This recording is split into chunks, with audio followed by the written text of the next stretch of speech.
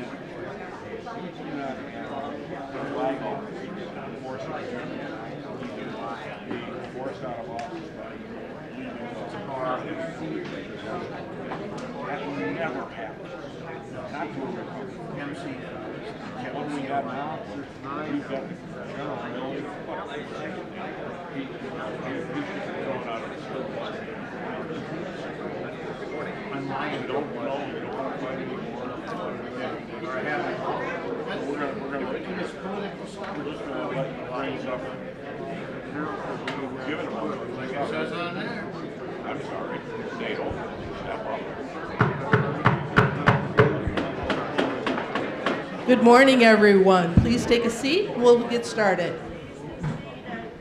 I'm Carol Brumwell. I'm your new chair of the Republican Seniors of Minnesota. I'm happy to see you at this meeting.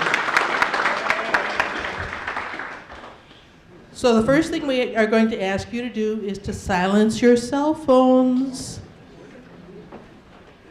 Let's see, I think I have a really cool slide that shows that.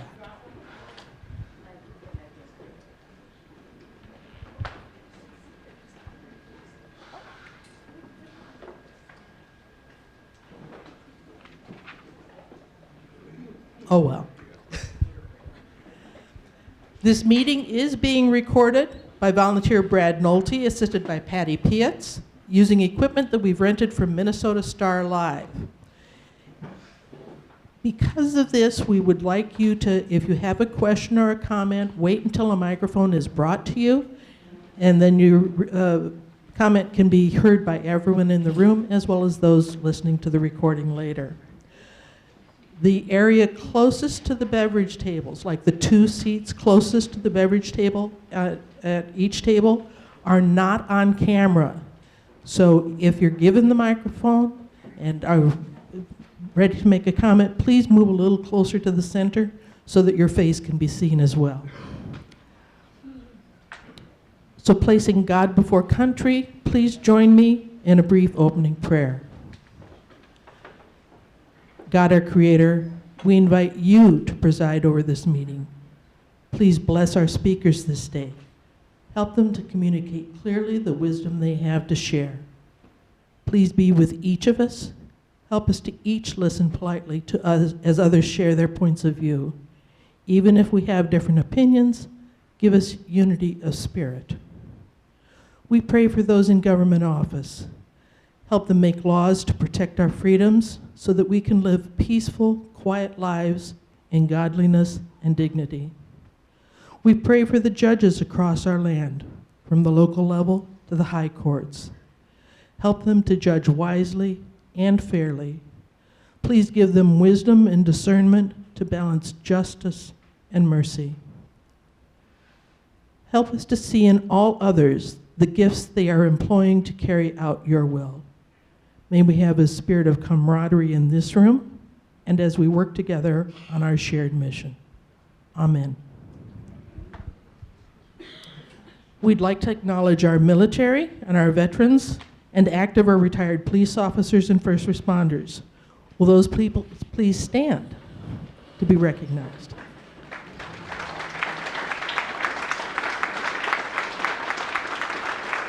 Now, will you all please stand for the Pledge of Allegiance?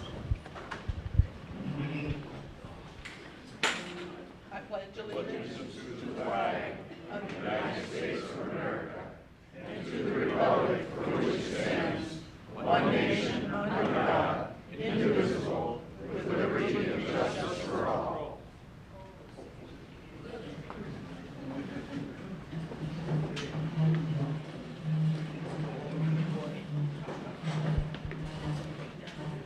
We'll start our meeting with a few housekeeping and announcements. I have 7 items to cover. I will try to speak slowly enough so you can understand me, but quickly enough that we don't waste a lot of time on them.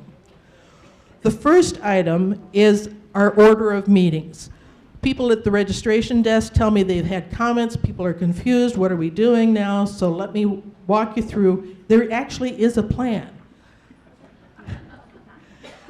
As longtime members know, this organization, which was established in the 70s, has been in many venues with many different food and beverage arrangements. We, right now, are here at the Bloomington Event Center. We open the doors at 9:30 so you can get your name badge, pay your meeting fee, greet each other, get a beverage, have a good time before we start promptly at 10 o'clock. During this first half hour, we begin with the invocation and pledge. These announcements, there will be a new attendee welcome, so if you're here for the first time and willing to introduce yourself, you'll be given a microphone in a few minutes. We then have 1 or 2 speakers, and during campaign season, those speakers will typically be candidates. During our business organization needs, things like electing people to go to conventions or the new board as we did in April, that business meeting is part of this first half hour. We'll carve out maybe 10 minutes at the most, I hope. About every 3 months, we will have 2 cents for 2 minutes. This is where you are handed a microphone and have 2 minutes to say what you want to say to the organization and the group. Our goal is to have our featured speaker start at, our featured speaker today is Walter Hudson. If he is in the room, I do not have your slides yet. Please bring them forward when our first speakers are speaking.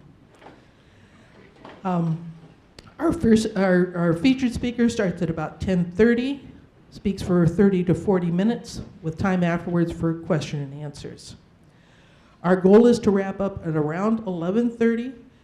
This gives you time to go out to lunch or get on with the rest of your day. Item 2. I'm happy to say that we are recording these meetings. Our meeting videos from April and May are now available on the website. They're also available on YouTube. At each table, yes, you can applaud. At each table, there are instructions on how to watch the video. If you have a smart TV, you can easily watch it on YouTube using your smart TV features, using a remote control. So we hope you enjoy watching the meeting videos from the past 2 months. If you missed those, they are worth watching. And the video from today, from June, should be available in about 2 weeks. Item number 3. State Fair is 2.5 months away, and we Republican seniors will be assisting MNGOP at the State Fair booth. We need 12 volunteers. There are 3 shifts during the day, so 4 people per shift. The sign-up sheet is here on the front table.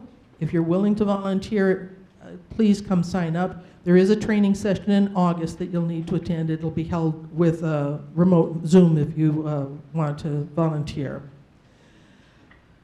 Item number 4. This Saturday afternoon, June 17th, we have an opportunity to listen to the high school oratory competition, Speaking Proudly, that is hosted by Metro Republican Women. And that is open at 2:30 at the Capitol Rotunda. It's open to the public. And Elaine has information about it. I put cards on the table. There are cards on your table about that event. There's also a card up here with that information.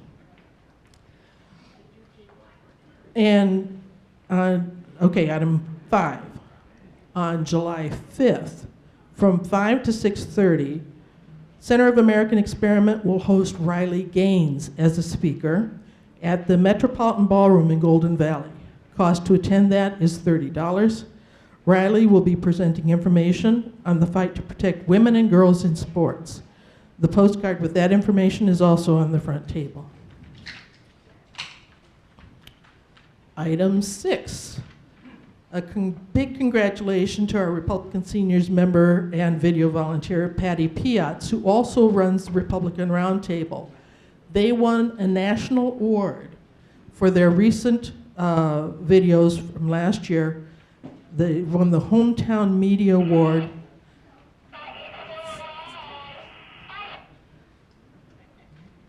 Sorry about that.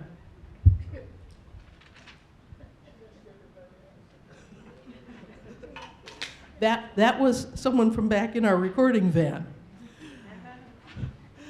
They won the Hometown Media Award from the Alliance for Community Media. ACM is like a trade group for public access stations. This is a national award, and again, it was for their Democracy in Action section. They did video interviews of candidates, Republican candidates, during the 2022 elections. And lastly, in the metro area, especially in Bloomington and Richfield, it's time to sign up for your local newspaper, the Sun Current in Bloomington, Richfield. Name is different in other suburbs.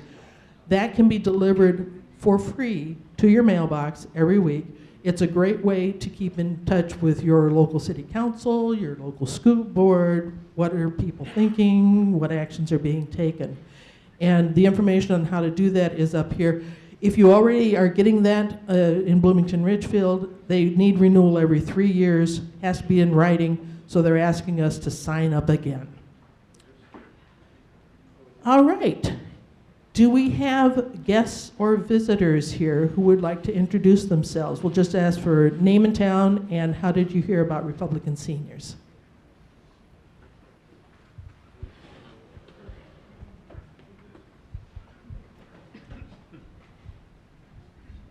Good morning, I'm David Anderson from Eden Prairie, and Don Patton invited me here. Welcome, David. Are there others who are here for the first time? Willing to introduce yourself? No, okay.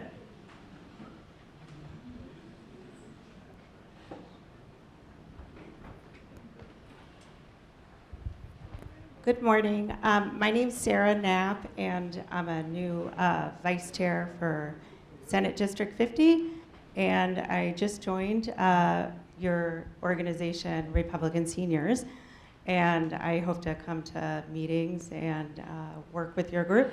So if you have any concerns or questions, please see me, and I'm looking forward to working with all of you, and thank you for having me today. Welcome, Sarah.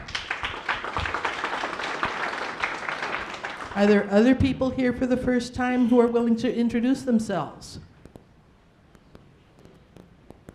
All right, seeing no others, we will move on.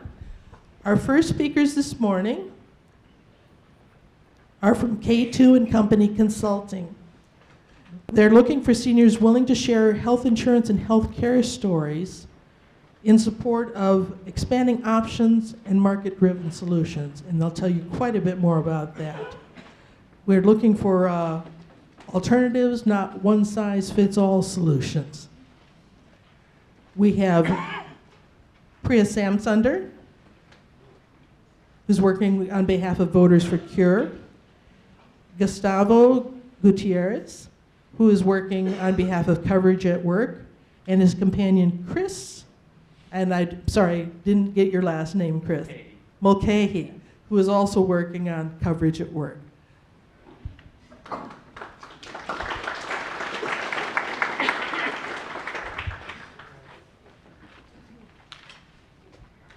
Hi, everyone. As Carol mentioned, my name is Priya Samsunder. I work with K2 and Company. Some of you might remember me from back at your February meeting when I was here to talk about CMC, which is focused on Medicare Advantage. I am now here to talk to you guys about another project I'm working on called Voters for Cures. I think I'm amongst friends when I say that the government is the worst middleman in the history of history. And folks really love good prescription plans. They want to make sure that when they're going to CVS, Walgreens, Walmart, Costco, Hy-Vee, wherever you get your prescriptions, you want to make sure that your prescriptions are affordable, right? So why would the government want to step in and say that I'll be the middleman? I will artificially set prices for your prescription drug prices. That doesn't really sound like a good alternative, does it? We've seen what happens when the government is a middleman in our healthcare.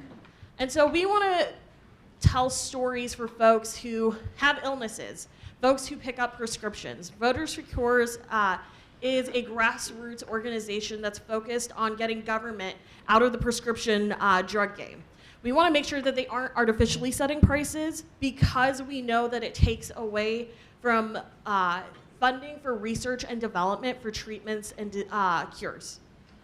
But we also want to make sure that folks understand that we support having lower prescription drug prices. But there's already an option out there available. They're called pharmacy benefit managers, also known as PBMs. These guys act as the middleman between pharmacies and the insurance companies. They negotiate a lower price, which is great. But instead of passing those cost savings on to you and your families, they pocket it for themselves. And so we want to make sure that they're being held accountable and making sure that those negotiations, those discounts that are being negotiated at a 30,000-foot level are actually coming down to you and your family, so you're actually getting savings. And so I'm looking for folks who would be willing to help in any way possible. I know a few of you have already shown your support for Voters for Cures. Personally, I'm looking for 30 folks who would be willing to say in some format that they are supportive of this. It's a great way to support our Republican congressmen, like Congressman Emmer and Congressman Finstad. They've been champions for reducing prescription drug prices, but at the right way and in a way that keeps government out of the prescription drug game. But it's also a way to hold Amy Klobuchar and Tina Smith accountable, because they do want the government to artificially set prices. They don't care that this would take away funding for research and the development of cures and treatments. And so if folks are willing to just be a name on a petition, if you're willing to sign your name to an LTE to talk about this issue and support your congressman, if you're willing to post a positive message on social media, please come see me in the back. I'll be there throughout the meeting and afterwards. I would love to talk to you guys more, tell you a little bit more, but I'm going to turn it over to my colleagues, Chris and Gustavo, who want to tell you a little bit about something that they're working on as well. Thank you, guys.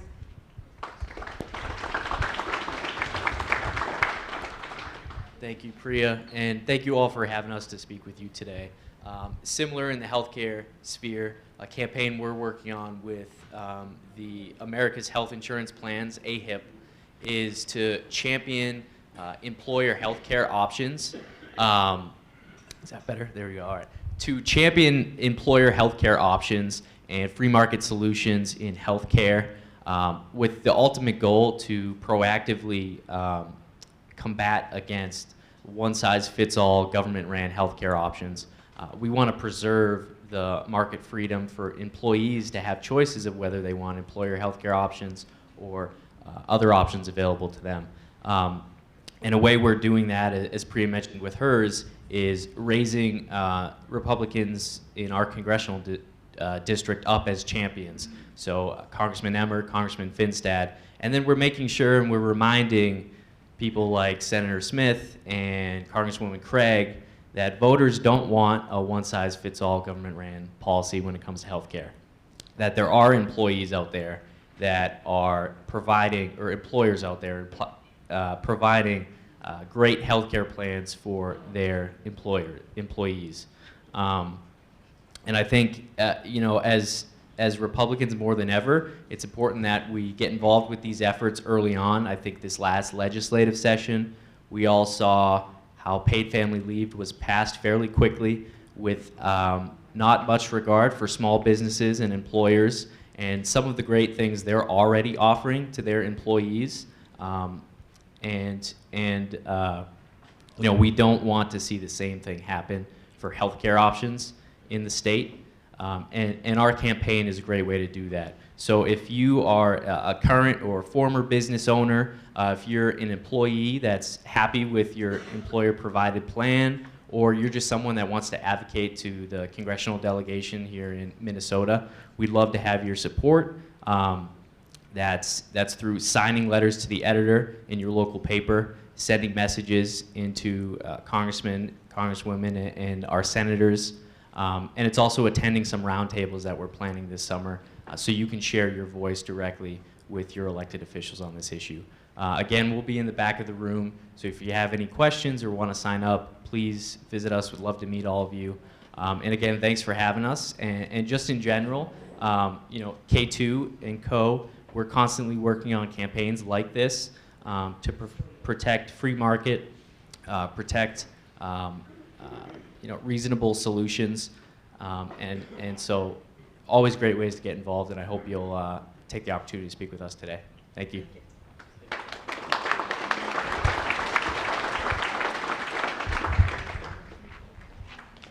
Thank you, Chris, Gustavo, and Priya.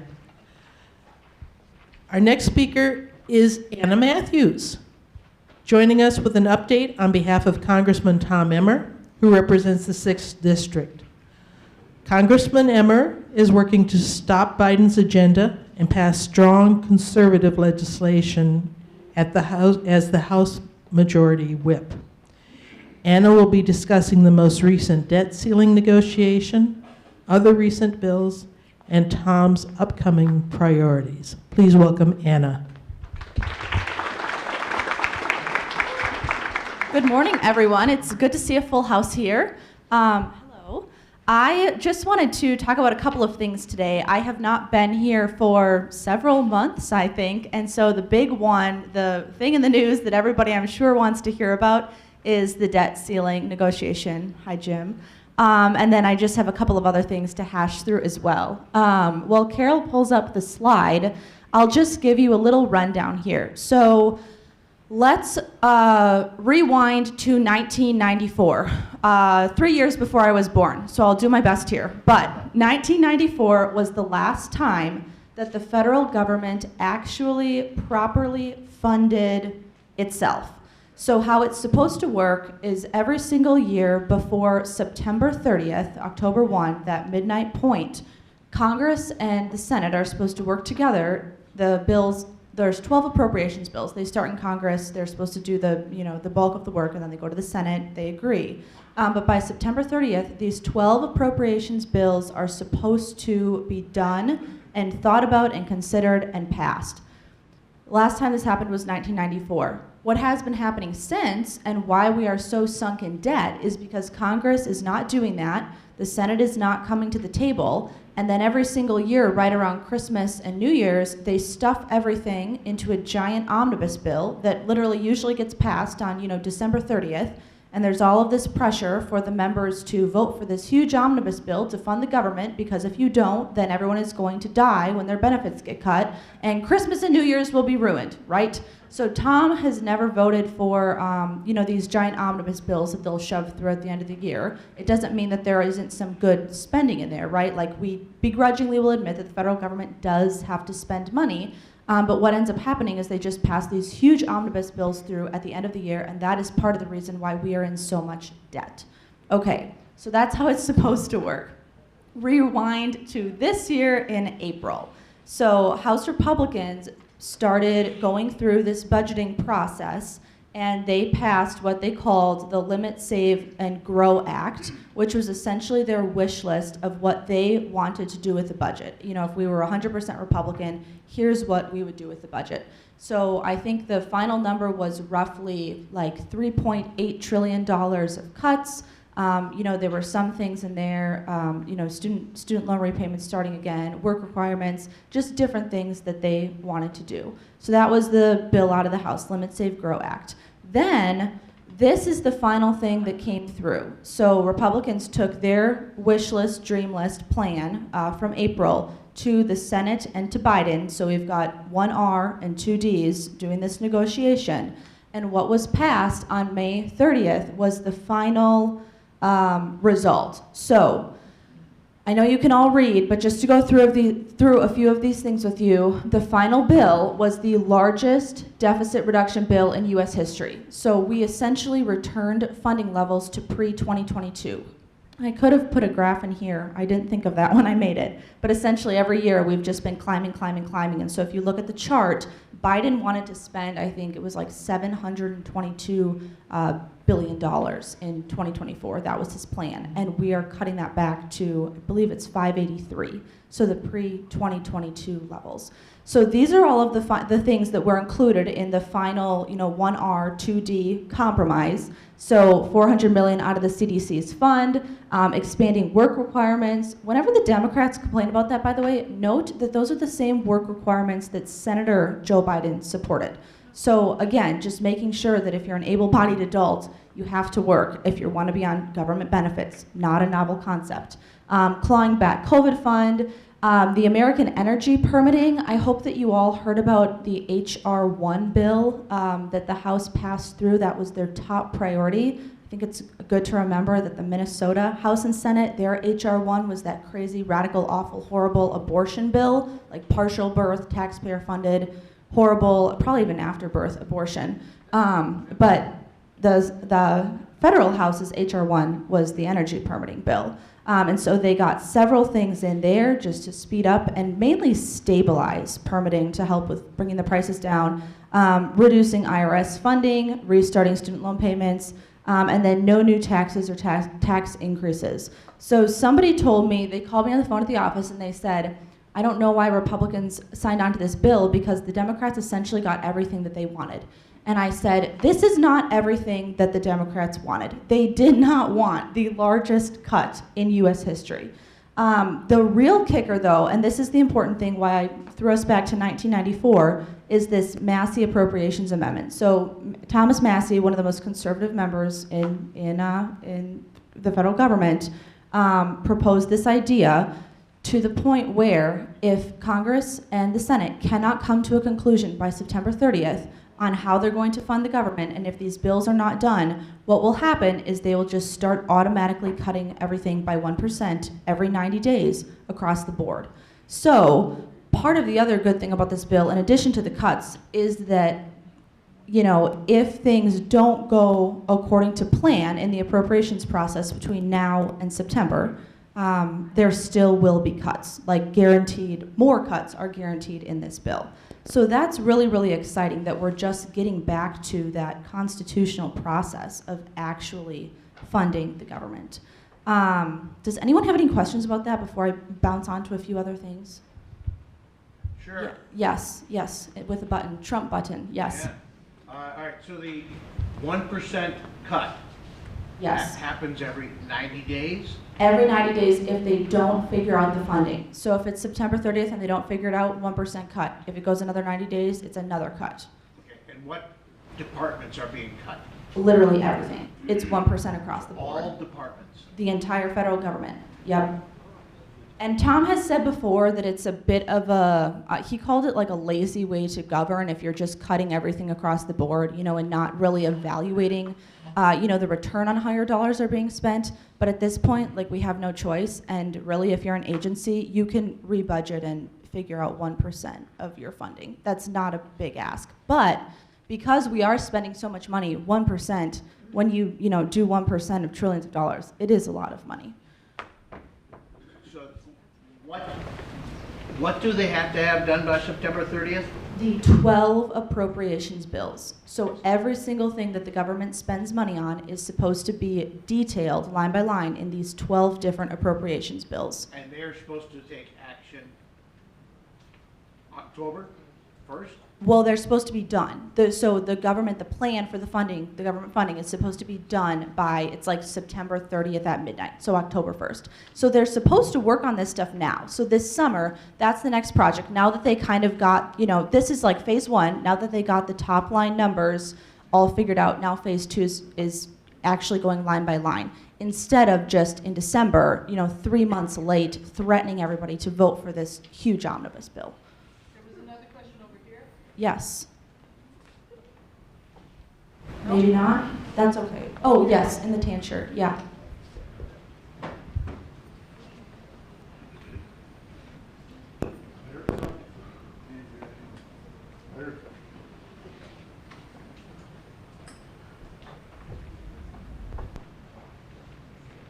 Anyway, I heard something to the effect that even though this was passed for the debt ceiling, that Biden threatened that he'd take executive action to follow through with his student loan forgiveness thing.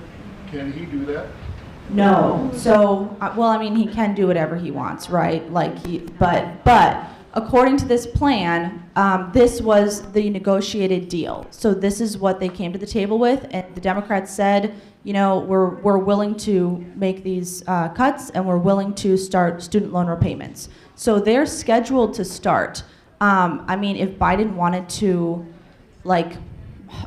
theoretically, if they wanted to essentially ruin the deal and try to walk that back, it would be a mess, and then we'd probably be guaranteed 1% cuts on September 30th, which, again, is not the worst thing in the world that the federal government just gets that nice slash across the top. But no, this is the final, what they agreed to. So they should not be walking this back. Yeah. $29 billion in COVID funds. Yes. That's money that was already allotted. Correct. And it was going to go to what departments? Literally, there were so many departments that it was going to. Like, every single department practically got COVID funding. And so this was... Where is it going to? Is it going into the general fund? Is it going into pay down the debt? So these are... that's a good question. So these are all cuts that have come down to the point where they now have, 29 that's not going to go out anymore of people who are, because people are still collecting the COVID money. And so some of it is probably money that was still slotted to go out, that's not going to go out. But then the other part of it is just, here's what our total spending level can be. And that has not been figured out yet. That's what they're going to hash out in appropriations. So whatever chunk of that $29 billion is, coming back, or if it's not going out, we don't 100% know yet. It's going to be in those appropriations bills. But the number is capped. One last question from over here. Yes. Yeah, I've got a question on we've got two committees, we've got the Appropriations and Budget Committee. He said we have two committees, the Appropriations and the Budget Committee. What you've described here is basically an appropriations Correct. committee, not the budget. So are we still not going to have Budget Committee actually produce a budget and pass it through Congress yet? Well, this is kind of the top line budget. This is the overarching budget. Spending, not budget. The appropriations is how you spend the money, not budgeting, planning for how you're going to spend the money.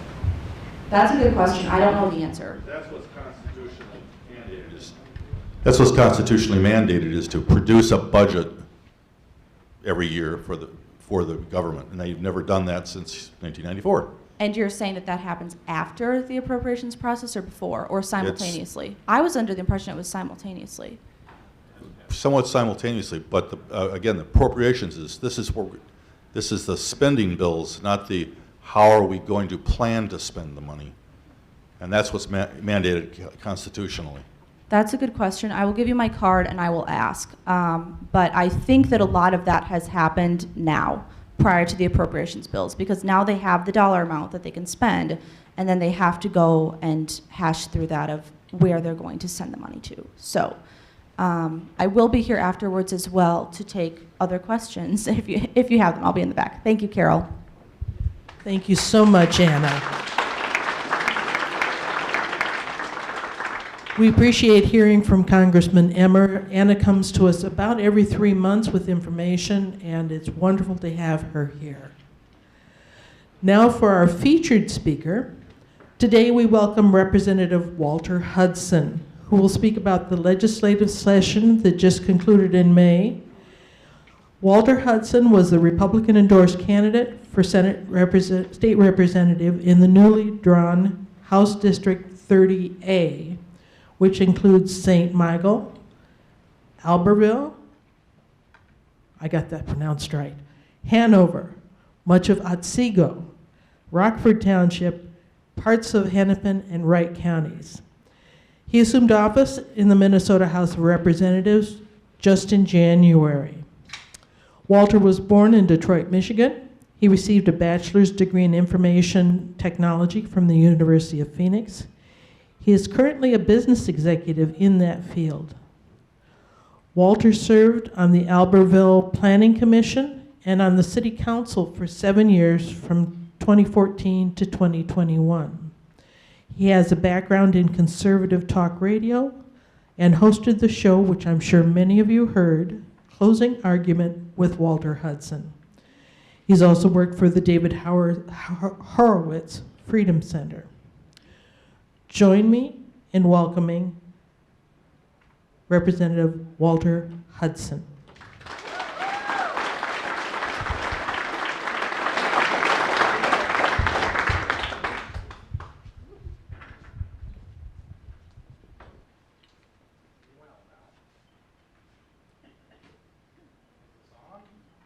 Now, there we go. Let's get it where it'll actually do some good here. All right. Can you hear me all right? Go up. Is this any better? Yeah. All right. Let me know if it's a problem. I'll adjust it. All right. It's very, lots of excess noise there. All right. So, first of all, let me start by saying, and I really want you to hear this, thank you. For what specifically? Well, this is the Republican seniors of Minnesota, right? So you all have something in common. That's you've been around for a little while. You've done some stuff. And my assumption based upon, and this is a total generalization, this is a stereotype, it may in fact be wrong, I apologize if it is, but my assumption is, based upon the fact that you're both Republicans and you're seniors, I think it's fair to say that you've lived lives of productivity and virtue, and you've contributed to trying to make this world a better place. And as a member of a slightly younger generation, thank you for that. I know as a parent, and as somebody who interacts with people who have grandchildren on a regular basis, one of the things I hear a lot is concern, frustration, almost a sense of fatalism, that the world is going to hell in a handbasket, which it is. It is. But this sense of it's inevitably going to continue to get worse. And there's just no way it could ever possibly get better. I'm telling you, there's hope.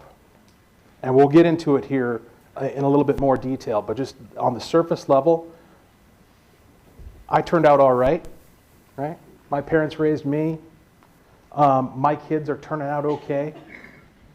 I don't know how many avid YouTube watchers we have in the room, but there are increasingly, they call them influencers, online personalities, online celebrities, people coming up in their 20s, teenagers in their 30s, who they might not identify as conservatives, but they're preaching our language, they're talking our language, they're asking questions.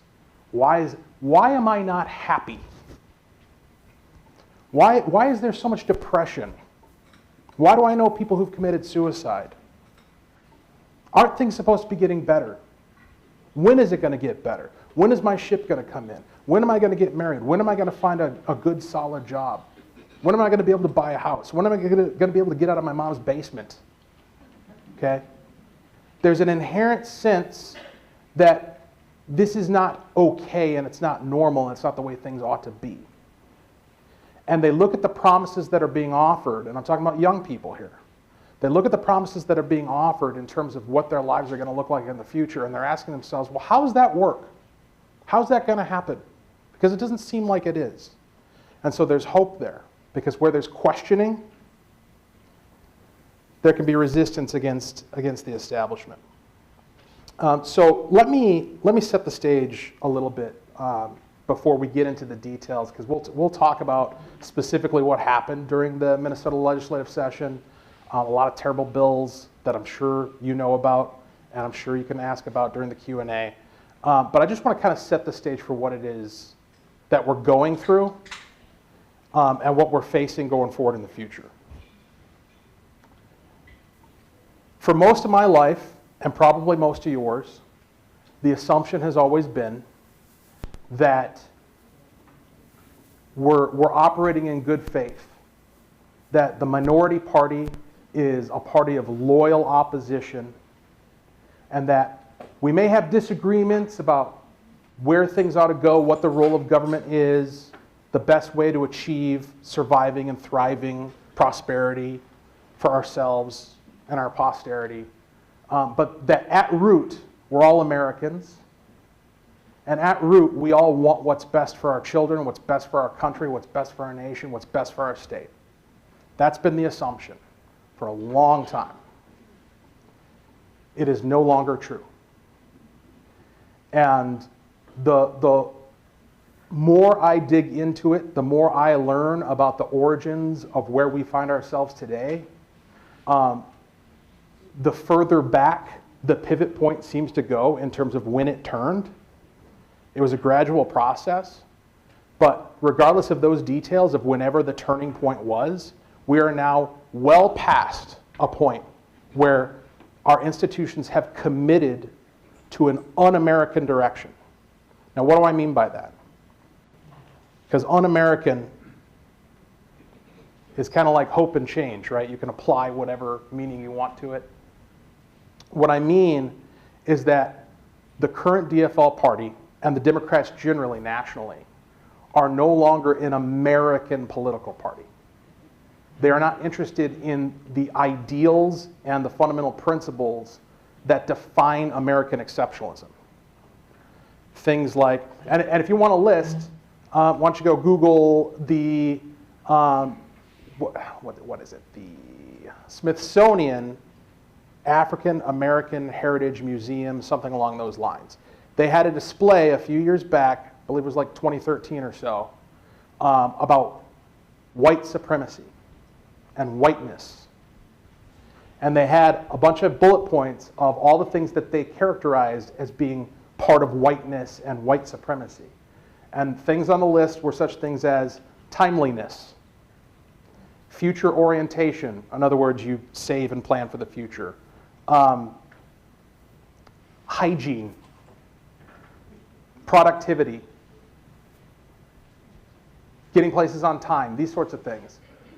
In other words, normal, basic, responsible behavior is what they mean and what they're talking about when they talk about whiteness. Okay? What that reflects is they're actually tilting against virtue. This legislative session was all about punishing people who have displayed productivity and virtue. That's why I start off by thanking you for doing that, because you're being punished for it now.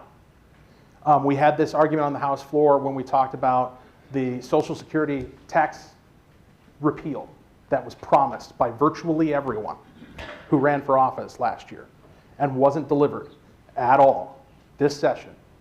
During the many conversations that we had about that, what they said was, well, they said a few things.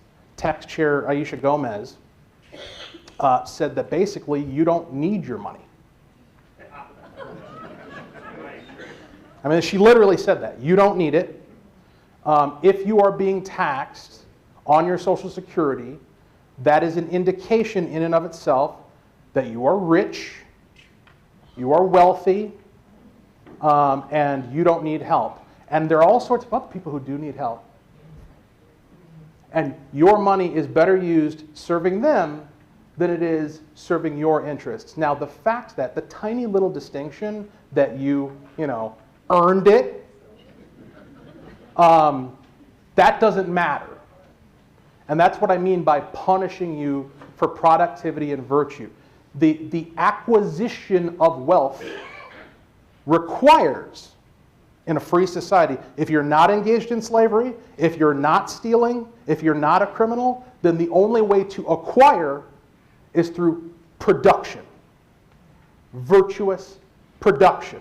You have to go out and work. You have to go out and not just work aimlessly, not dig a ditch and then fill it back in, but engage in work that produces value for other people that they are willing to trade for you in earnest. And that's what you've done. That's what having something at the end of your life reflects. But not to the Democrats. They want to take it away. Because other people who have not done that have needs. And need is the new currency. If you need, to need in and of itself has become a virtue. You're virtuous through their eyes to the extent that you need, to the extent that you're victimized, to the extent that you're marginalized, to the extent that you're diverse. That's how you gain virtue. Not through doing, through being, through existing as a constituency, a political constituency for the Democrats. And so when I say that they're an un-American party at this point, it's because the conscientious decision has been made to punish the productivity and virtue that made this country possible, and to actually incentivize and promote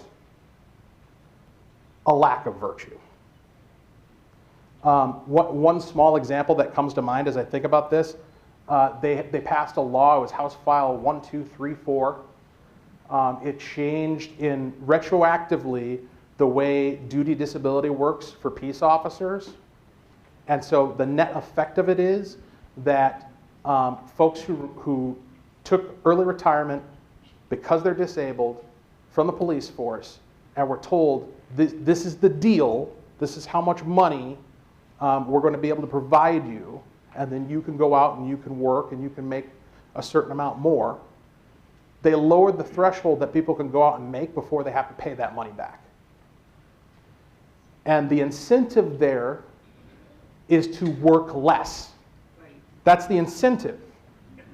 And so mere days coming back home from the legislative session, I'm hearing all sorts of anecdotes. They also passed unemployment insurance for people who can expect to not be working during the summer because they work for a school district. And school isn't in session during the summer, right? So this isn't a surprise. It's not like, oh, what, they shut the school down again for the summer? Amazing, right? Like, you know that's going to happen. But folks, we need to have unemployment insurance to cover this entirely predictable situation. And so as a result of that, you're hearing anecdotes of people rejecting work. One guy sent an email message to one of our representatives saying that he had been offered a job, or that a friend of his who works for the school district had been offered a job and turned it down because they found out that they can now go claim unemployment. All right? So the point here is that they literally incentivized working less. Now, why is that a problem? Well, aside from disincentivizing the productivity and virtue of work, it also turns out that all of these rainbow and sunshine feel-good programs and projects that they're investing your money in, the $17.5 billion surplus that they spent every thin dime of, the $10 billion worth of taxes that they jacked up over the course of this session, all of that comes from somewhere. And the somewhere it comes from is different than the federal government, because the feds, they can just print the money. They can legally engage in what would otherwise be called counterfeiting, right? If you had a printer in your basement and you started printing out cash, you're going to jail. But the feds do it every day to the tunes of billions of dollars, right? The state of Minnesota can't do that. The state of Minnesota gets its revenue from primarily two sources: income tax and sales tax. And so when people are working less and therefore have less income, what does that do to revenue? It goes down. Wow, every single person in this room is smarter than any Democrat who's elected to office. Because you just solved a basic math problem that my 9-year-old just turned 10 yesterday could have solved. That's what we're dealing with here. And so this is no longer, and that's just the economic side, right? Like we'll get into abortion, the trans stuff, encroaching upon parental rights, education. Across the board, you're dealing with a party that has declared war upon you.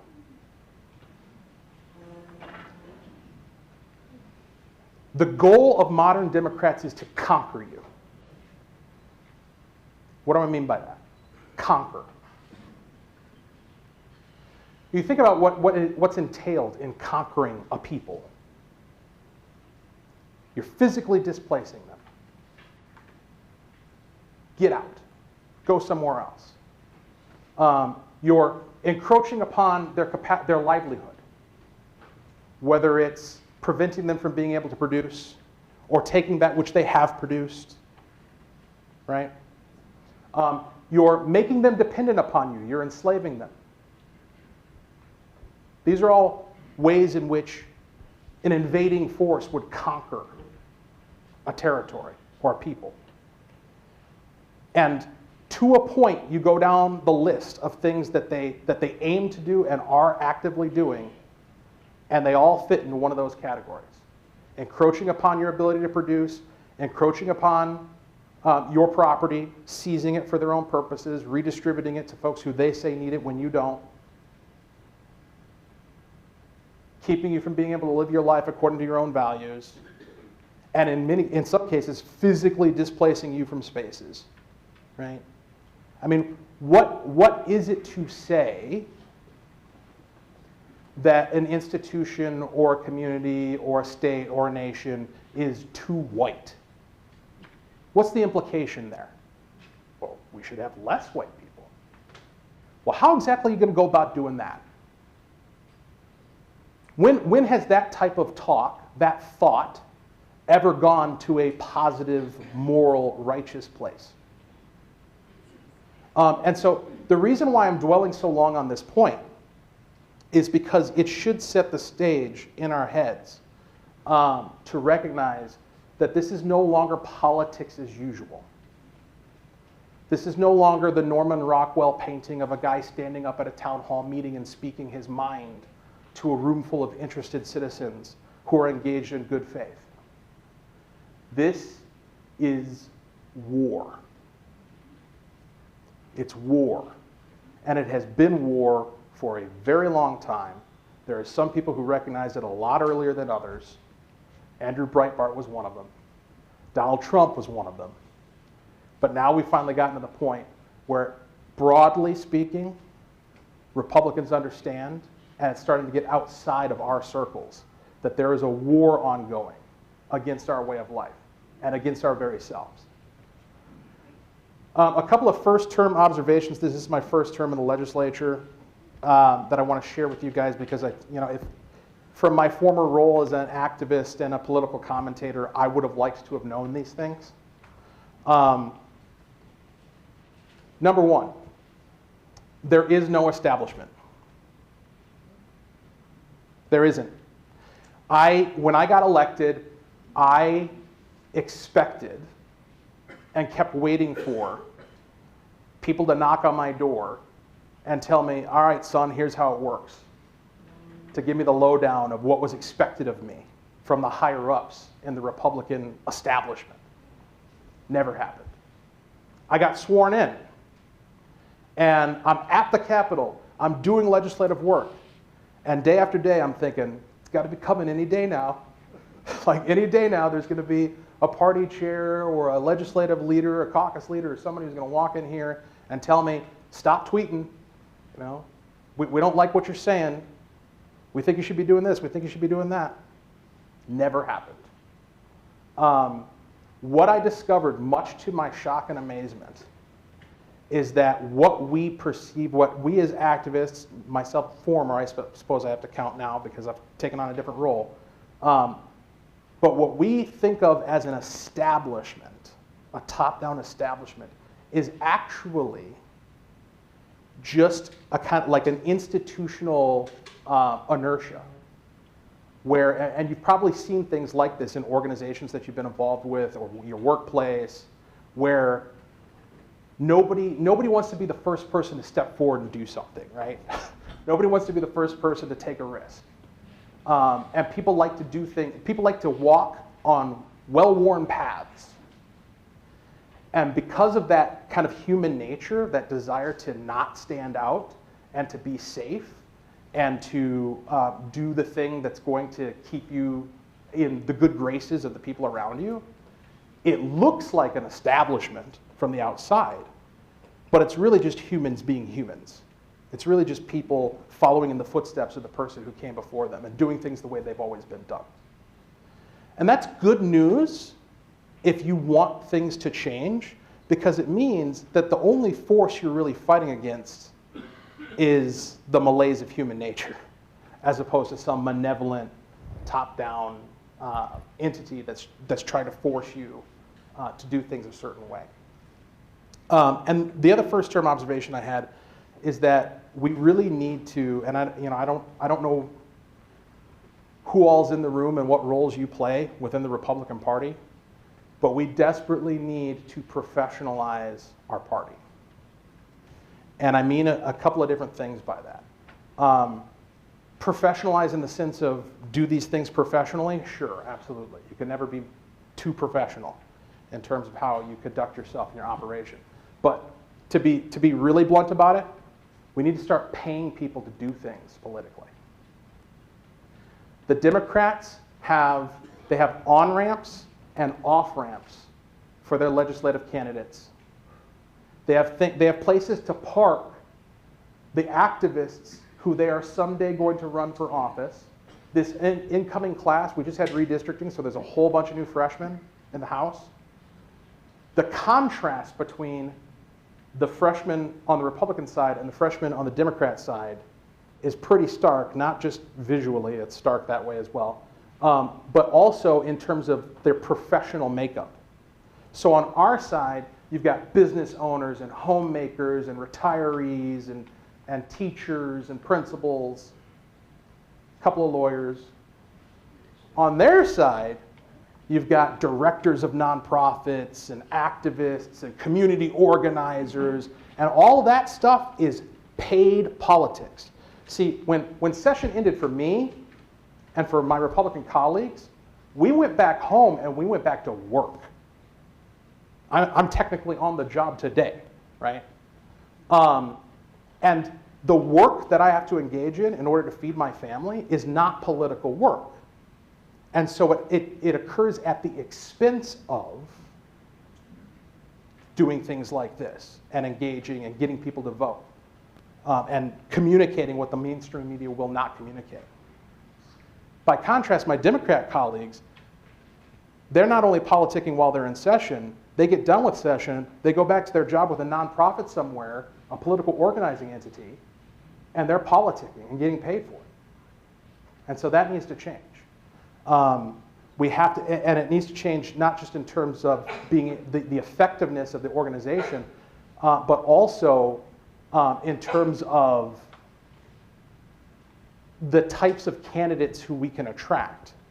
Because as it stands right now, it's a very slim, narrow margin of pool of people that we can select from. Yeah, I mean, who can afford to leave their job for 5 months? To go be in session? Or to take time off to go campaign? It's a tough ask. And so there's a lot of people who would be good at this job who simply can't do it because they have to prioritize feeding their families. All right, let's get into the actual legislative update component. And I know we're running against some time here, so I'll try to be quick and then turn it over to Q&A. So I have a whole list here of all the big bills that we went through. I'll just kind of tick through them and give brief comments. So we had the Judiciary and Public Safety Bill. To Oh, man, horrific. Basically, criminals are the good guys now. That's the summary. Criminals are the good guys. Law-abiding citizens are the bad guys. We need to keep guns out of the hands of criminals. How? Well, by taking them out of your hands, by having red flag laws that apply to you, by having universal background checks that you have to go through, that are not being gone through in the back of a gas station in the middle of North Minneapolis when they're engaged in an illicit gun trade, right? The assumption baked into the cake of public safety through the Democrat lens is that when a crime is committed, the first question you should ask is what happened to that poor criminal to make them do that? How have we failed this poor soul? How have we not educated them, not housed them, not lifted them up, not affirmed them, not patted them on the head and told them how special they are?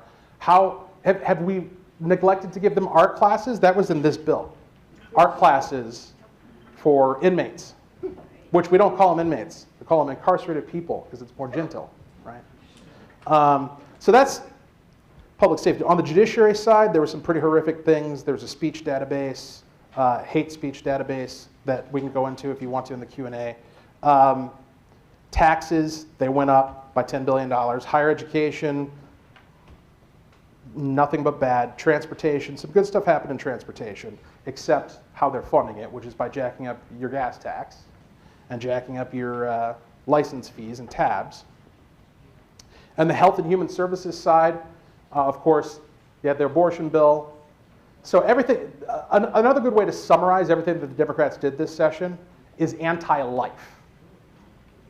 So they went after life on the front end with babies by creating this space of anarchy, this wild, wild west when it comes to unborn life, where we just hear no evil, see no evil, pretend that they don't even exist until such time as a mom decides to value that child, which could happen as late as, I don't know, 30 minutes after birth.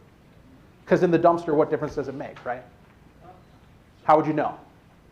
They're not tracking it. They're not tracking the numbers. They repealed the reporting mechanisms. So now we won't even know how many abortions are going on or what the different segregated data within that in terms of like why they're getting the abortion, when, at what point in pregnancy. We just won't know. Hear no evil, see no evil. So they went after life on that end.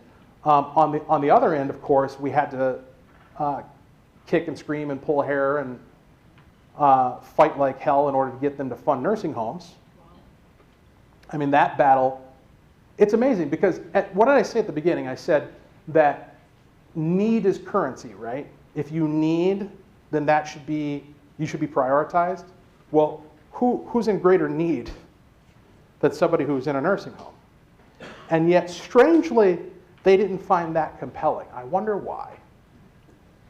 And I really do think it's because they don't value life on either end. They don't value life in the beginning with conception, and they don't value life at the end because those ends of life don't have any practical utility for the machine.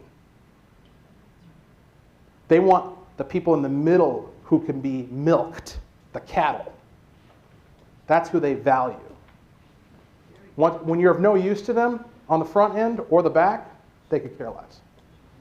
Environment and energy. So there's an app you can download on your phone that'll tell you the different sources of where your energy is coming from.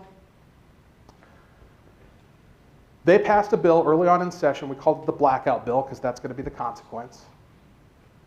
The net effect of this bill is by 2040 to effectively ban all sources of energy that aren't either wind or solar. Now, if you look at this app and you get the breakdown of where your energy is coming from in the MISO grid, wind is about 19%, and depending on the time of day, solar could be anywhere between 2 and -2. It actually goes the other way. It actually is a draw on the grid at some points.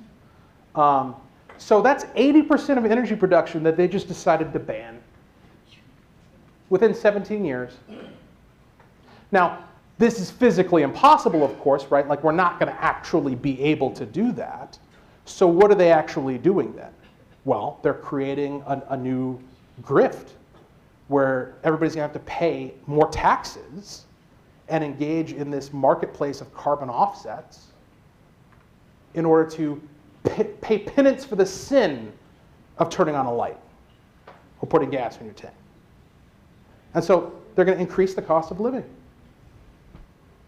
You know, and again, they supposedly care about the poorest of the poor, the people who are living on the edge, trying to make ends meet, and yet they keep jacking up the cost of everything. And you know, maybe the folks who are truly wealthy can endure that, but the folks who are living on the edge, check, that pushes them over into poverty. But you know, it kind of makes you wonder if maybe that's the point. Going back to what I said earlier about encouraging dependence. If they can break your spirit and get you to the point where you don't have any hope anymore, you've abandoned it, and you never expect to be able to do anything with your life, and you just accept that it's going to be handed to you at whatever amount those in charge want to dole it, then they've got you. And I really do think that's the goal. Earned safe and sick time, paid family medical leave. I mean, we can go into any of these if you want. Free school lunch for all kids, regardless of whether or not they need it. So you could, you know, a family in Edina who's doing very well and has no issues feeding their kids now gets their lunch paid for. Gender affirming sanctuary state, that was a big one. So this law, this is astounding. You really can't overstate this. It's a bill that was passed and signed into law by Governor Walz, which has the effect of canceling the parental rights of citizens of the United States who aren't even Minnesota residents. I mean, can you imagine? A law was passed in one of the several states that takes away rights from people in all the other several states. Because if your child is transported here by a person or on their own reconnaissance, if they make it across state lines and their stated purpose for being here is gender-affirming care, which includes poisoning, puberty blockers, hormones that are unnatural to their human development, surgery, mutilation, physical alteration. If that's the reason why they're here, you don't have any custodial control over them as a parent from another state. Our law here is actually less aggressive, and you can bet they'll probably try to, because if there's one thing Democrats in Minnesota hate, it's being outdone on crazy by any other state. Okay? In Washington, and I believe California, but definitely Washington, they passed a law where even in the state, if your kid runs away from home, goes to a shelter, and says, I'm looking for gender-affirming care, they don't even notify the parent that the kid is physically there or that the kid is safe. So you could have a kid who runs away from home, you report them missing to the police, and legally the shelter cannot notify you that your child is safe and found. So you go about in panic day after day. Where's my kid? Where's my kid? Where's my kid? Well, they're being groomed by a pervert and being guided towards mutilation and poisoning. Under the law. That's where we're at. This is why I say it's a war, okay? I'm not kidding. They've declared war. So, you know, at this point, I think we can move over to Q&A. I'll just say this before we go to that. All these things we talk about, am I going in and out here? All these things that we talk about can be very depressing, very big downers. So where's the upside? Well, we're gonna be able to take our state back. Doesn't feel like it right now, but we will. We will, because there is a point past which people will not take it anymore. And we are rapidly approaching that point. They start coming after your kids. How many horror stories, like the one I just described, do you think it's going to take before there's a massive movement of pushback against this new establishment? And we're also going to change how we engage with elections. Because with all due respect to the former president, this narrative that we've been trapped in for the past few years of the election fraud is just so overwhelming, there's no way we could possibly overcome it, has become a self-fulfilling prophecy. And I saw it as a candidate and heard it from many others. I'm sure you have too. Maybe you've said it. People saying, well, there's no point in me even voting. It doesn't count anyway. It's not going to matter.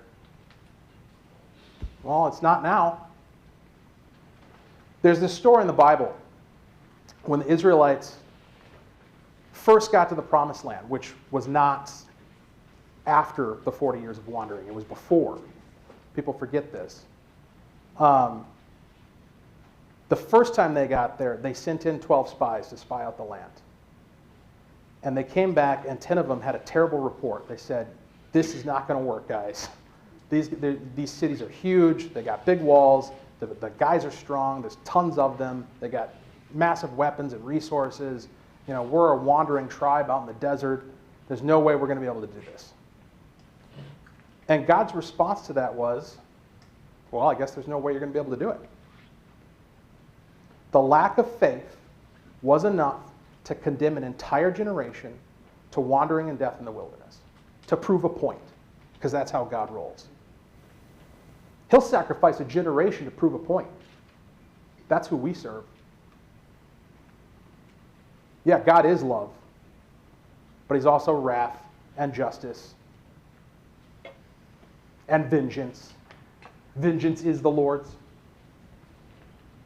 When we look at our enemies who are engaged in demonic behavior, which is what the Israelites encountered in Canaan, when we look at them and we say, oh man, there's no way. We can't possibly get this done. His answer is always going to be, you know what, you're right, you can't. Because his one demand of us, one, is faith. That's it. That's all I ask for. Believe me. Trust in me. Trust that when you take a step, my ground will be under your foot. That's all he asks for. That's what we need to bring to bear. And a commitment to go out there and find ballots and get them in boxes. Legally. But as it turns out, the law is wide open now, folks. So those ballots are out there to find. We can get them registered. We can get them ballots in hand. We can collect those ballots. We can get them in boxes. That's what needs to happen. And it needs to start happening as soon, the day it's available, we need to be doing that. All the way through. It's no longer election day. It's no longer get out the vote. It's ballot, ballot, ballot. It's a farm. You're bringing in the crop for a season. That's what we have to do. That's the only way we're going to be able to compete. And we can't compete. You know how I know we can compete? I have a colleague, a Republican member of the House of Representatives, who was elected. She had a recount. She won by 15 votes. 15.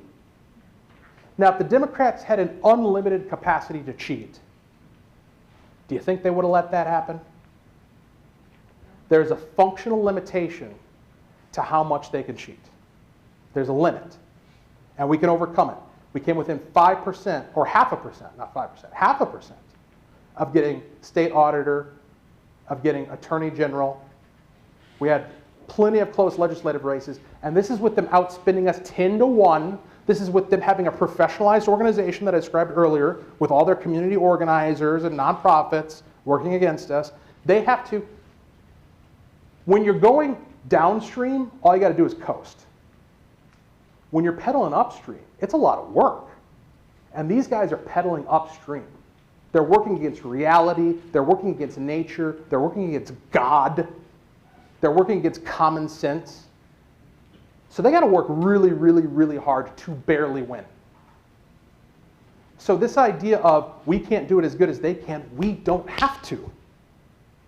We don't have to, and we never will have to, because we're on the side of righteousness, we're on the side of good, we have God on our side. We can't lose if we have faith and if we act in faith. So that's where I'll leave it.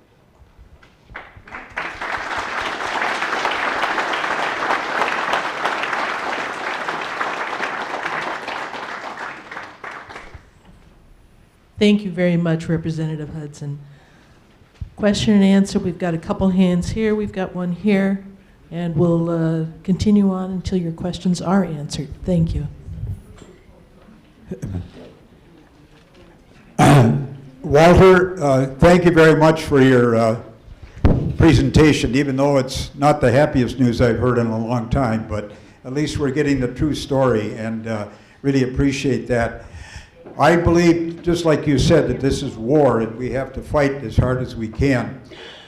I understand that the Freedom Club has organized to, they've identified, I should say, 12 House seats that the DFL has taken by less than 5 or 3%, and they're focusing on those to see if they can turn those over in 2024. That would give us the House of Representatives, and we could stop that. And we see how well that's worked now in the Congress, where we've taken back the House. Do you agree with that procedure and what they're doing? Apparently, they're putting out paid volunteers, if there is such a thing, to go out and solicit and see who has voted and who hasn't, and who would be voting for a Republican candidate. Yeah, thank you for that question.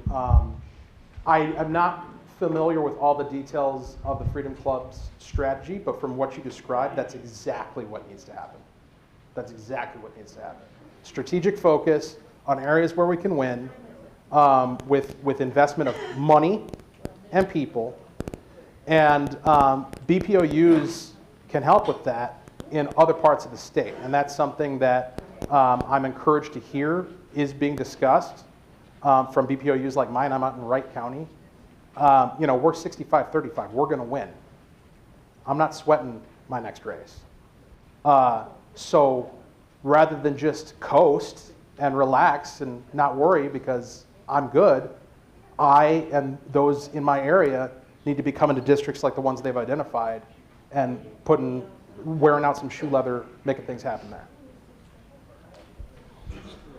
I wanted to ask you, I have two specific questions about bills that I haven't heard whether they passed or not.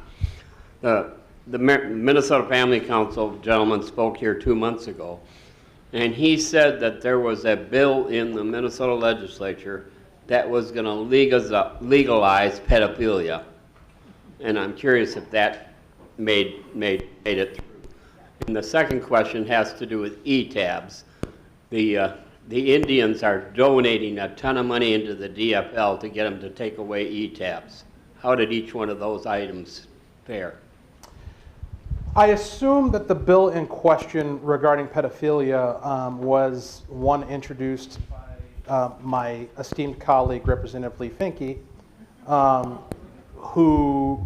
what that bill did is it took language in the Human Rights Act, which exempted, and I think this is verbatim, the physical or sexual attachment to a child by an adult, which one might view as a pretty good definition of pedophilia, and struck that out, because what it had said was that will never be regarded as a protected class, because we've got all these protected classes, you know, creed, race, what have you, but that's never going to be considered a protected class. And the reason why they had to word it that way specifically is because they actually defined sexual orientation. I could talk about this for half an hour. They defined sexual orientation as a physical or sexual attachment to another person. Now that word person is pretty inclusive of children. If you didn't want to include children, you would use the word adult rather than person. But there's no way in hell that the left and the LGBT community or movement is going to allow or accept the idea that sexual orientation only applies to adults, because they're very explicitly going around making the case for trans kids and gay kids and kids, everything's about the kids, targeted at the kids. So they want it to say person. And so you look at that and you're like, okay, well, if we're going to say person, then we better specify that, because sexual orientation is a protected class, we better specify that we don't mean that a physical or sexual attachment to a child by an adult can be viewed as a sexual orientation. So that's what the language said. Finke's bill struck that language out, which, by a plain reading of the law, means pedophilia could be regarded as a protected class. Okay. Representative Harry Niska had an amendment to fix that because their complaint, that, like, why would you do that? What's the innocent, benign explanation for doing that?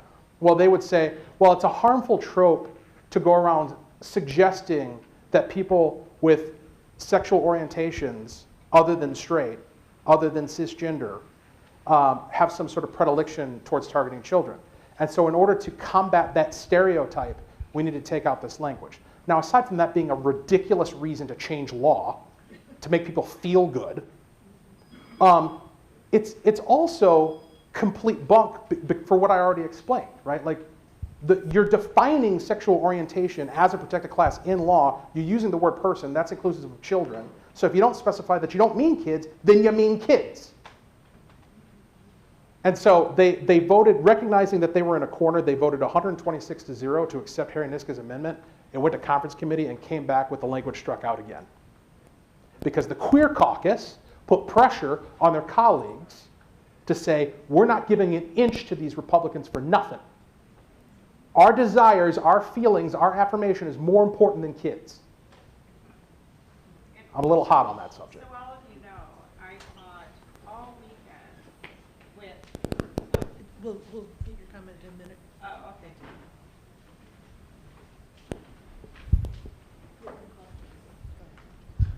okay. Walter, question for you. We're now facing two sales taxes coming up. A 3/4% raise, I believe, July 1st. Another 1/4% raise in October. Is that for a general sales tax over the entire state, or is it specific to a certain commodity or some issue? So my understanding is that there's two sales tax increases. One is statewide, and the other is specific to, I believe, the 7-county metro area in order to fund transportation or something like that. Take it with a grain of salt, but that's my understanding of that. And the previous questioner also had a second question. E-pull tabs, thank you. Okay, so yes, the e-pull tabs were decimated. There was a feature on e-pull tabs called the pull all or something like that, where you could tap one button and it would reveal all your tabs. That's the feature in question that the tribes wanted to get rid of. They successfully did. As a result, my understanding is that all of the currently used apps need to be redesigned from the ground up to remove that feature. So and once they're redesigned, of course, they're going to be less functional. It's going to take 4 taps where it used to take 1. And throughout the testimony on this, the Democrats mocked Minnesota and Minnesotans at large of, oh, it's going to be such a big deal to tap it 3 times, like with that tone. And completely ignored all of the folks who were coming to them statewide saying, you're going to ruin our ability to raise money for sports teams and fire equipment, and all to do what? To increase casino profits. So there you go. I just wanted to comment on something you said earlier, and that people at large are starting to notice what's going on. And I think everyone has to keep that in mind. Yes, but the other point, I think, is that Republicans need to stop being the party of silence. That you really, every single one has to speak up. Okay, my sister and I, we have a brother who wears a D on his forehead forever. And we've always, especially these last few years, these little nuggets of truth, we've pointed it out. And so he usually had a quick little response, but we kept it up. Okay, the other day we're having lunch and talking in general, and he says, you know what? I think I'm going to have to vote Republican. All right. Yes. Now that is an earthquake. So especially if you have young family members, grandchildren, whomever, that have kids, you've got to speak up in the right way, and that is some teaching that the Republican Party needs to do on how to witness effectively, because people have got to start speaking up in the grocery store, at the beauty shop, wherever. Yeah, so that reminds me of another Bible story about ancient Israel. When Joshua led them across the River Jordan, they took Jericho, and then they went to the next town. The next town was called Ai. And they took 3,000 men and they marched them up a hill to Ai, confident that they were going to easily take it because they had just easily taken Jericho. God's on their side. And they were rebuffed. The gates opened. It was like a swarm of men from the city came out, killed 35 of them. And they went running with their tail tucked between their legs back to the camp. Turns out the reason why they weren't successful was because there was sin in the camp. A guy named Achan had taken spoils from Jericho that were not his to take and hid them in his tent. And so as punishment for that, communal punishment, which is something that, especially as Americans, we don't really think in terms of communal punishment, because a person should be responsible for their crime. A son is not responsible for the crimes of his father and such. But God views things a little bit differently. As communal punishment for that sin in the camp, he took away his protection from them as they were going up to Ai and they got defeated. The reason why I bring up that story is you talk about being quiet and being subdued and not being willing to speak up. I feel, and this is just my personal opinion, that is supernatural. There is no logical reason for people to remain impotent and silent as they're being conquered. That is unnatural. And yet that's what we've done. We've allowed ourselves to be rolled over, to be blitzkrieged with little to no response. Contrast that to the left. What do? They punish their enemies. They go after people. They go after people's livelihood. They go after their businesses. They go out of their way to find the one baker who won't bake their cake. And then hound that person for 2 decades afterwards, trying to make their life a living hell, trying to destroy them. They know they're at war. We don't. I tie that back. I believe that when we repent and we regain our faith, that we'll have that indwelling again. God will be with us and on our side again, and that will lift, and we'll be able to actually fight like people who are in a war. But you're right. We do need to change our mentality. The good news is when you look at like Bud Light and Target and these things that are happening, there's indications that it might be turning. Thanks for being here. You're just like my total favorite. And I hope this summer you're going to be on John and Robbie's show. Just call in. We love you. Anyway, my question or comment is, in the last few minutes of your talk, you kind of talk me off the cliff a little bit. But in July, I'm planning on driving out to South Dakota and kind of scoping out eastern South Dakota because I become so sad about what's happened to my beloved state. Now, we're all activists here. We know other activists, but a lot of my friend group, they are so involved in sports, pop culture, party on dudes, that they're not paying attention. And when I bring up what's happening, oh, we don't want to talk about politics here. So even though you talked me back from the cliff a little bit, I'm still going to check out South Dakota. I am. I mean, I want to be on the eastern side so I can still pop up to my Lake Superior. But I don't have a lot of hope. God is my hope, my eternal home. He is my hope.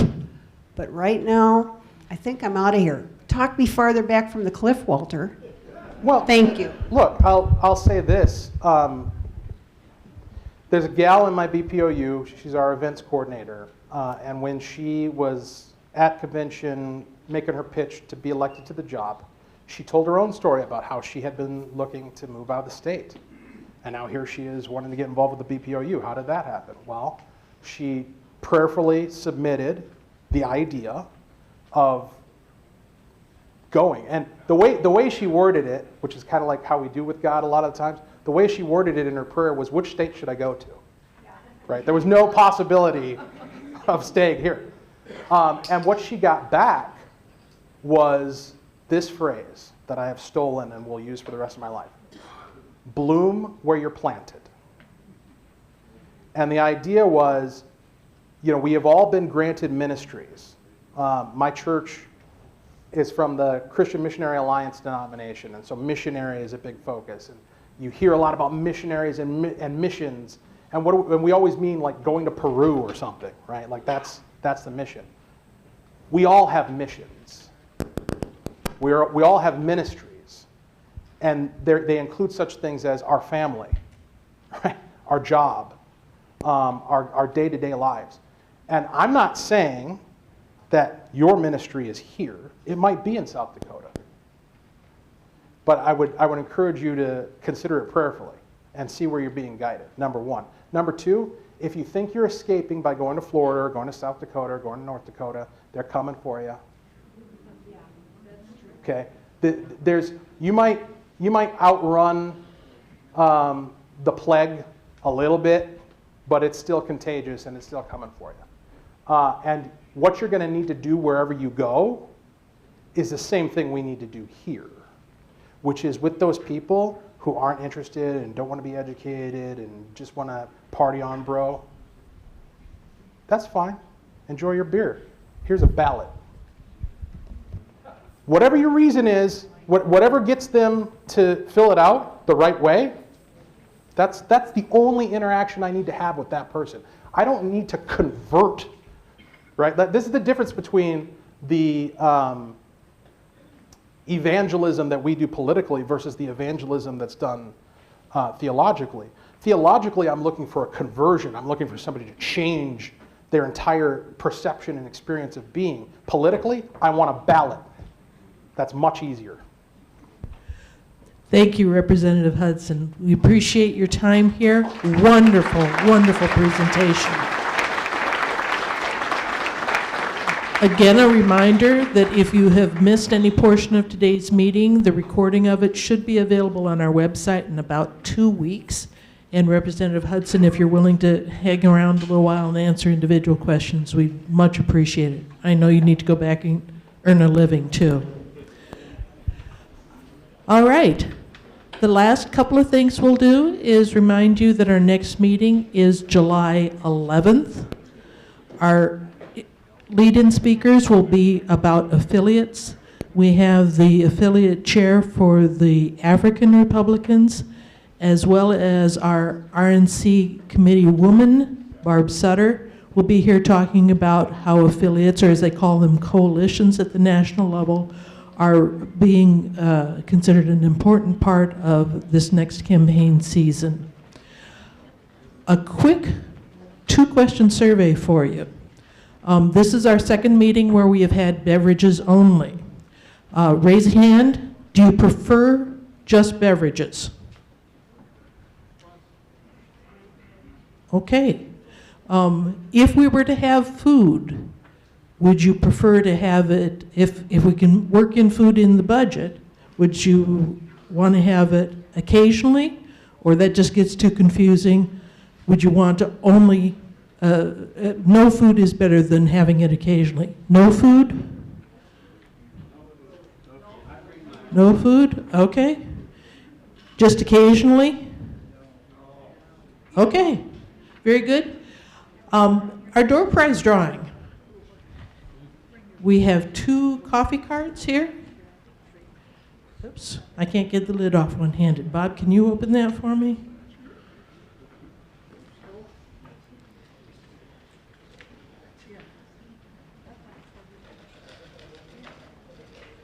Barb, would you draw one? You think this is yours? Okay. Let's see if I can read it. The last 4 digits are 2073. 2073 in the room. Okay. You're looking? Nobody claimed that one. 2044. Oh, all right. Come on up. And last drawing here.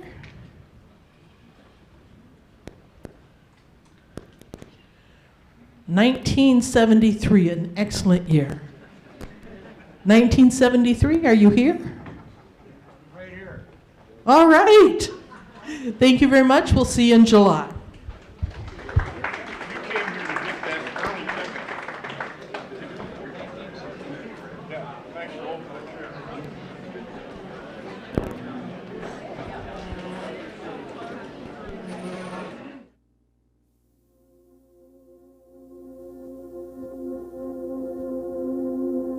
One time I was waiting for the bus with my son. I remember it was so hot outside and he hadn't had a nap. It seemed like the bus was never going to come. And then this old man walked up. The hat he was wearing stood out to me. I remember that. My son was not giving in, but it didn't seem to bother the man. He looked over at me and said, "Looks like you got a real precious one there." I thanked him and looked down the street, hoping to see the bus coming. Honestly, I was probably just embarrassed by the way my son was acting, but before I knew it, he was off on his way.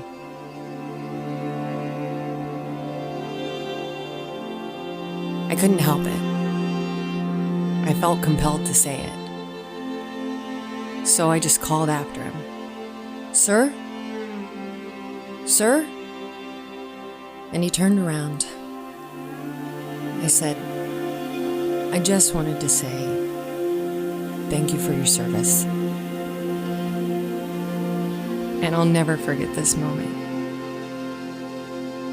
He smiled real wide at me like he'd known me my whole life, gently tipped his hat and said, "You're very welcome. You were worth it."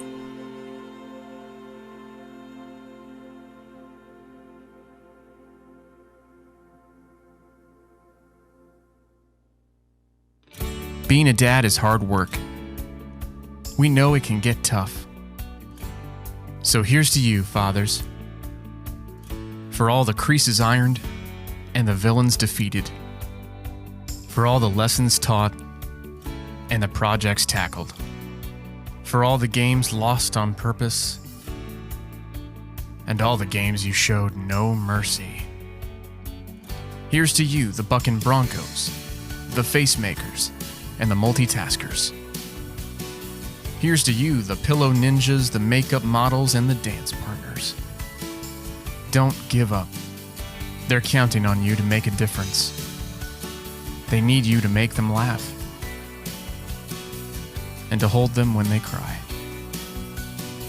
to be there through thick and thin, through every good day and bad day. They need you. The world needs you. Now more than ever. Today we salute you. Whether you go by Dad, Daddy, Father, or Poppy, thank you for all you do.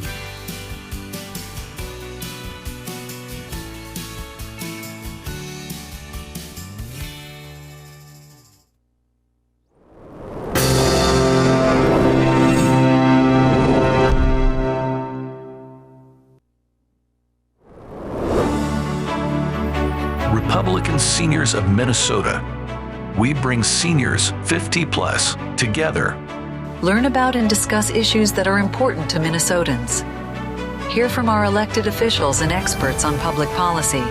Meet political candidates, elect delegates to district and state conventions, and help elect Republicans to office at all levels. We believe in and advocate for the principles of personal responsibility, economic prosperity, peace through strong national defense, and limited, sensible government. Republican Seniors of Minnesota. Thanks for joining us. For more information, please visit republicanseniorsmn.com. While visiting our website, you can click on the Video tab to watch videos of past meetings.